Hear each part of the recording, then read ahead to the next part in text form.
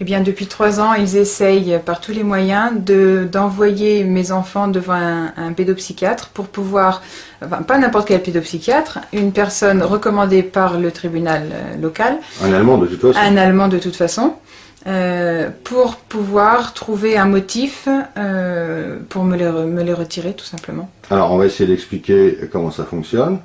Le Jugendamt, on l'a dit, fait une recommandation au juge et appuie sa recommandation sur ses soi-disant pseudo-experts. Oui.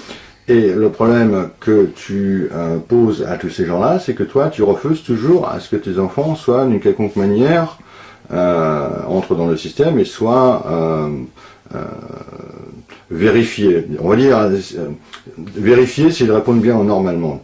Et effectivement, si tu laissais ou tu autorisais ces gens à tester ton enfant, pas le tester, mais plutôt à en faire une psychothérapie, comme ils le disent toujours, une pseudo-psychothérapie, à ce moment-là, il pourrait fournir au Jugendamt le motif, que lui-même transmettra au juge, avec une finalité, te retirer la garde de tes enfants, puisque toi, tu es un parent qui a toujours déclaré vouloir rentrer en France. Exactement. Et l'objectif de la justice et de tous ces gens-là, c'est de faire en sorte que tes enfants ne quittent jamais l'Allemagne. Est-ce que c'est comme ça qu'on peut le dire ?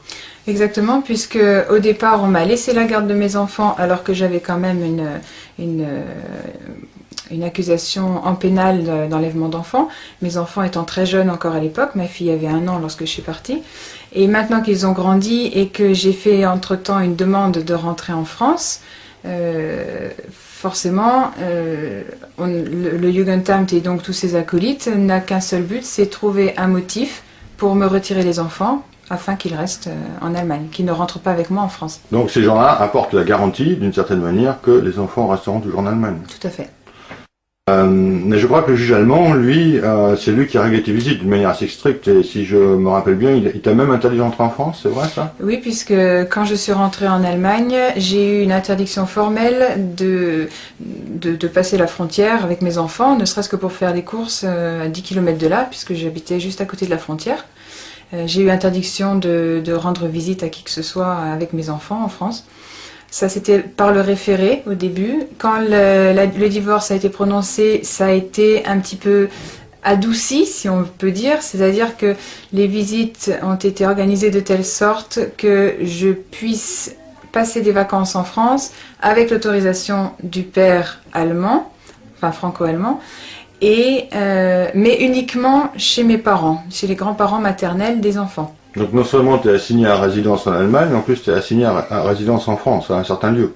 Voilà, je dois avoir d'une part l'autorisation du père ou du juge le cas échéant, ça s'est passé plusieurs fois, et d'autre part je suis restreinte à une seule adresse, c'est chez mes parents. Donc en clair, si je comprends bien, à chaque fois que tu veux rentrer en France, tu demandes au juge. Avec les enfants, oui. Ok, et... J'ai fait et également en été sur 1 mois de vacances qu'ils avaient le droit de passer avec moi, leur mère sans aucune visite au père. Ils n'avaient le droit concrètement de partir qu'une dizaine de jours puisque le juge sans aucun motif a décrété qu'ils devaient rester la première et la dernière semaine en Allemagne. Donc on laisse croire aux autorités françaises que tu as tes enfants pendant 4 semaines en été. Et dans les faits, qu'est-ce qui se passe ? Le juge t'interdit d'être en France la première et la dernière semaine, c'est ça ? Oui, avec les week-ends forcément qui s'y rattachent. Donc il me reste à peine 2 semaines. À peine 2 semaines. Et précisément pendant cette période estivale, ta sœur va se marier. Alors cette année, il se trouve que ma sœur se marie le 10 juillet. C'est la date à laquelle les enfants doivent partir en vacances chez leur père. J'ai demandé il y a 6 mois à peu près au juge de revoir ce règlement de visite qui était absolument impossible à suivre pour le bien des enfants.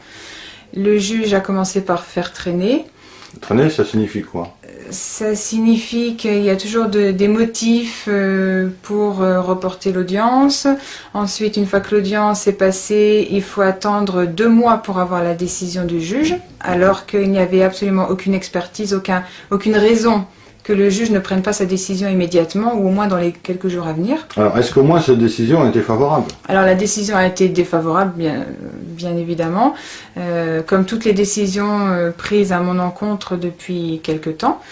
Et le juge a même pris l'habitude maintenant de me refuser automatiquement l'assistance juridictionnelle gratuite, puisque je n'ai aucun moyen, je n'ai aucun revenu.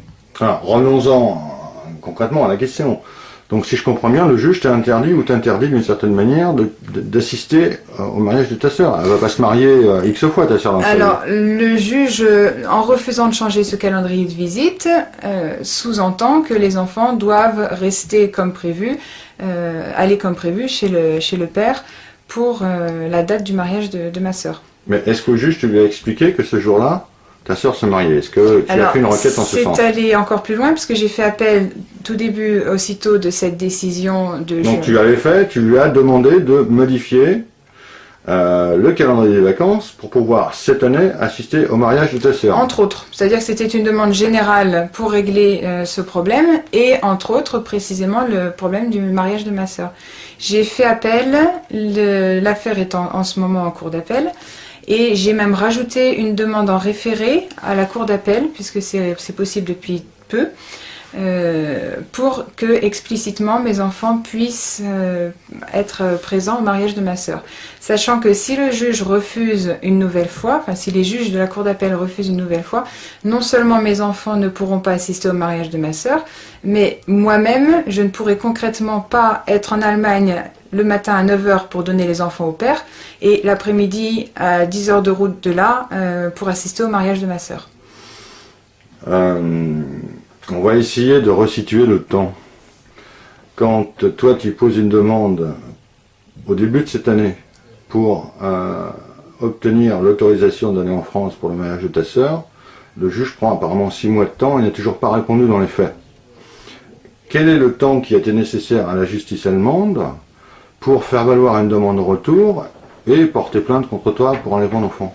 C'était fait en 48 heures à peu près, puisque la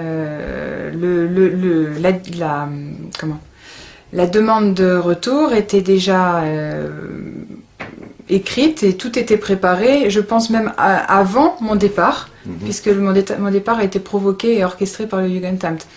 Donc dans quel sens? Dans le sens où mon mari savait exactement ce qu'il faisait. Il m'a provoqué pour que je parte, il m'a menacé, il savait que je partirais m'enfuir chez mes parents avec mes enfants. Il voulait te pousser à la faute? Pardon? Il voulait te pousser à la faute? Voilà, il savait qu'il n'avait absolument rien contre moi.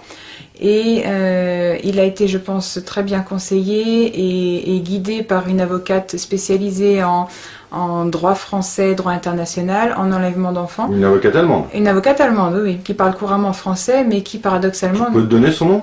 Oui, c'est Maître Katzenmeier, qui est à Saarbrück et qui est malheureusement recommandée par le consulat français comme étant une avocate... Une médiatrice au surplus? Oui, bien sûr. En plus, une médiatrice. Voilà. Bravo la France.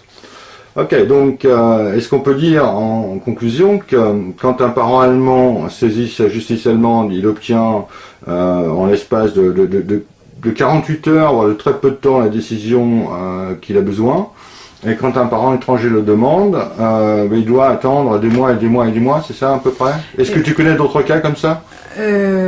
Moi déjà personnellement oui, puisque ma demande de retour en France a traîné pendant presque 6 mois jusqu'à ce que je n'ai plus aucune raison de demander, ayant perdu tous les motifs de travail, de scolarisation pour les enfants.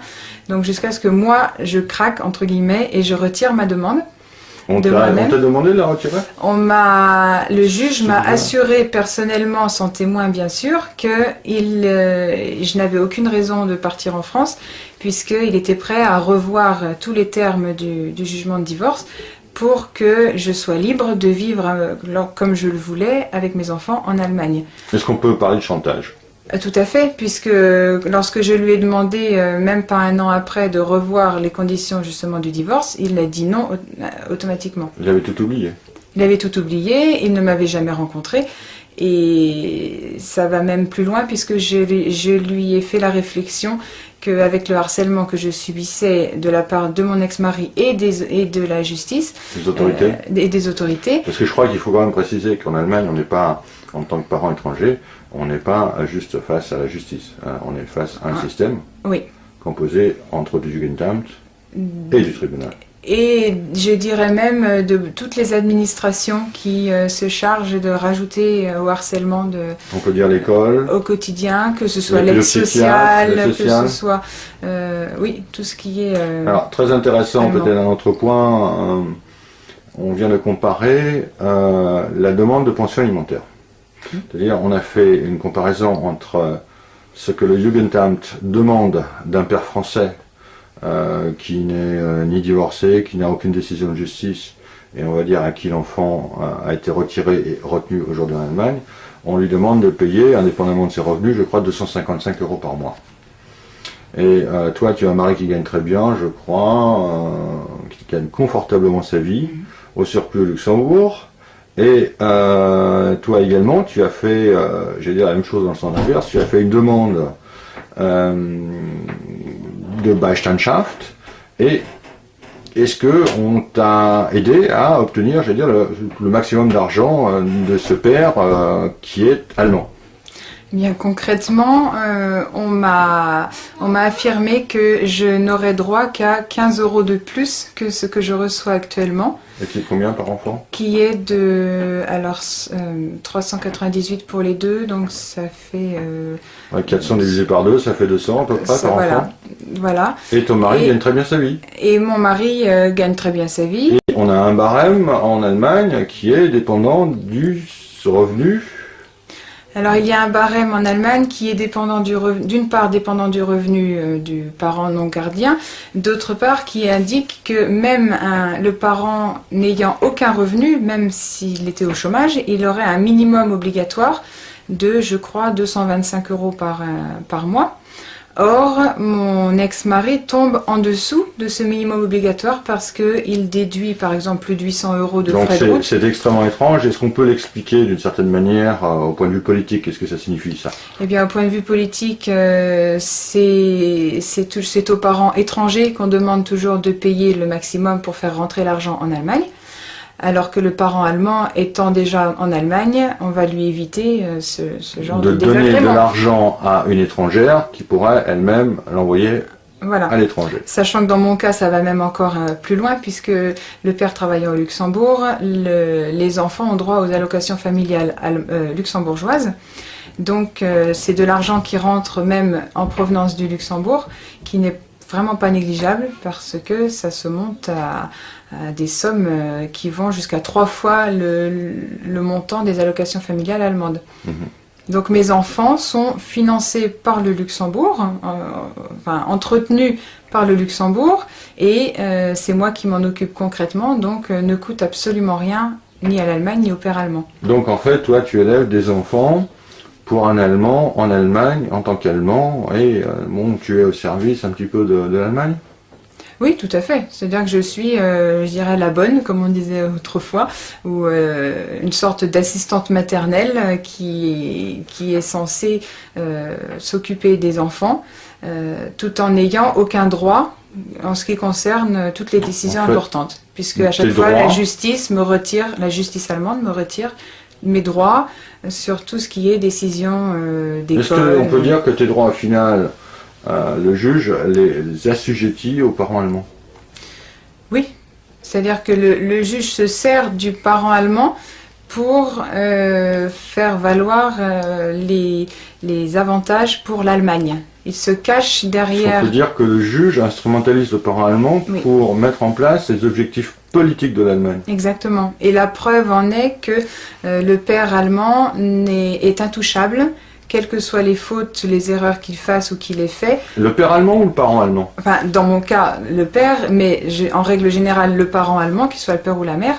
C'est-à-dire il va y avoir des parents allemands qui sont même ouvertement, officiellement reconnus comme inaptes, voire dangereux pour leurs enfants, mais ça ne sera jamais remis en cause, alors que le parent étranger, lui, écopera de toutes les accusations possibles, montées de toutes pièces. Est-ce qu'on a discuté tout à l'heure, on a compris que parfois cet appareil de justice allemand retire des enfants simplement parce que des mères sont malades?